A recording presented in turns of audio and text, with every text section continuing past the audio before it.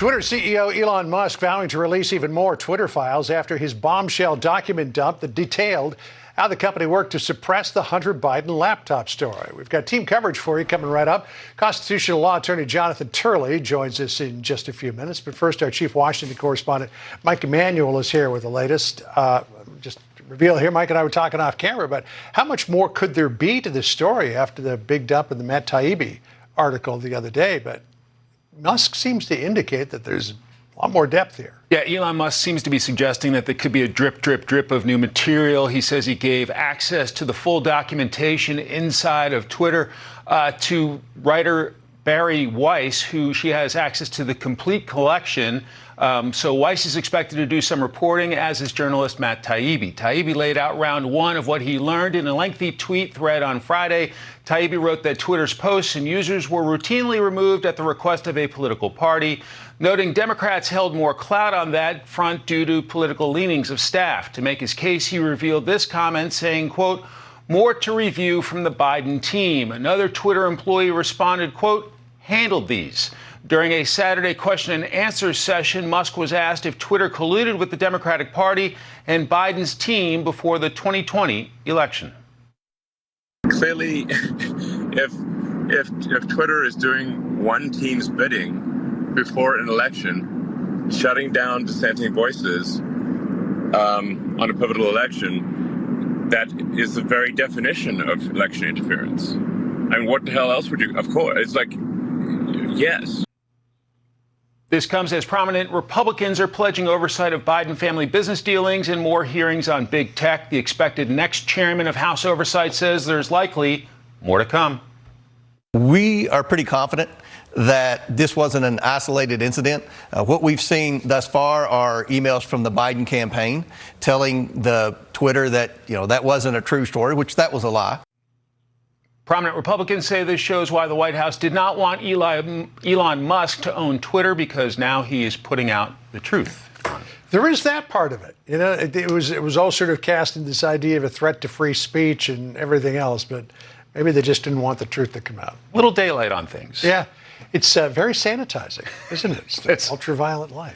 Thanks, Mike. Thanks, John. Sandra? For more on this, let's bring in Jonathan Turley, George Washington University law professor and a Fox News contributor. Jonathan, great to see you. Thought about you this weekend when all this was pouring out. What is Jonathan Turley's take on what we have learned and the big reveal? Well, much of this confirms what we suspected, that there were back channels between Biden campaign officials and Democratic officials with Twitter. We also know that there were people on Twitter that threw a flag on the play and said, what evidence do we have? I mean, can we really justify this under our policies? One employee said that this was just freelancing censorship and that the Biden campaign outsourced this function to Twitter. That is much of what many of us have been writing about for 2 years. But there's much more that we need to know. First of all, it's bad enough if there's a back channel between the Biden campaign and Twitter, but those back channels likely continued when it became the Biden administration.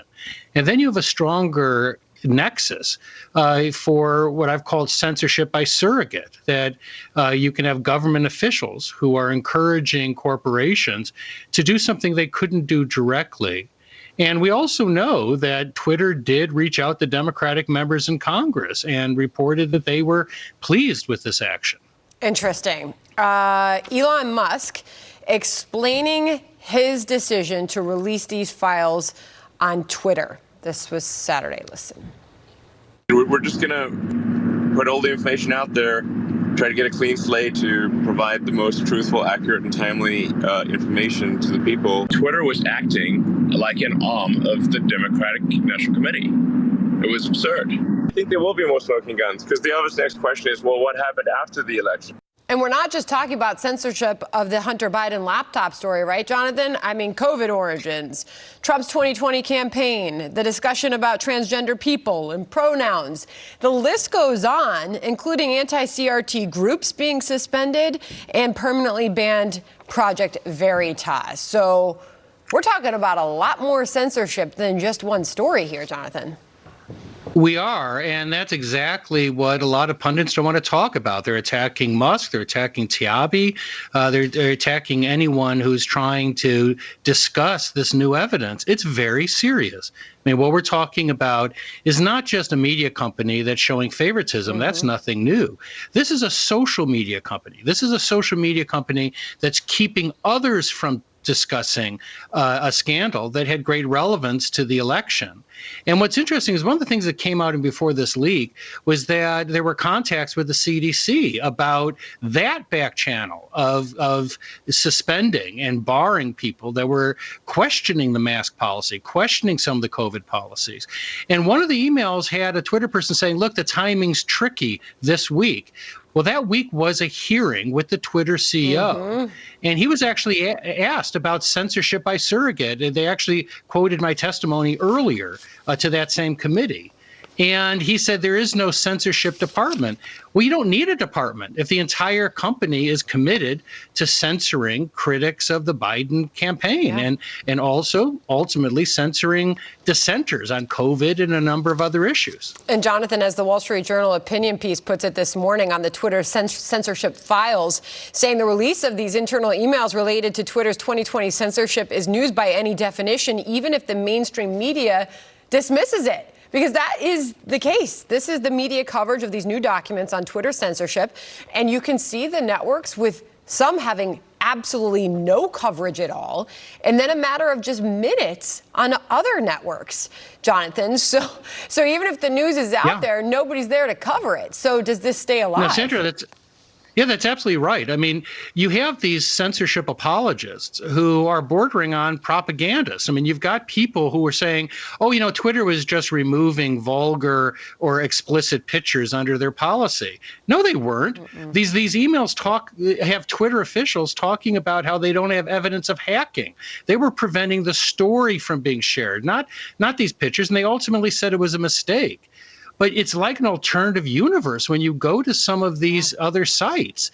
And the one thing they don't want to talk about is what's on the computer. Some of them are admitting now it's authentic, but that means the emails are authentic, which means that there was a multi-million-dollar influence peddling scheme by the Biden family. And that's the one thing that Washington does not want to discuss. Wow. That's a big statement. Jonathan Turley, appreciate you joining us on that. Thank you very much. Thank you. Thank you.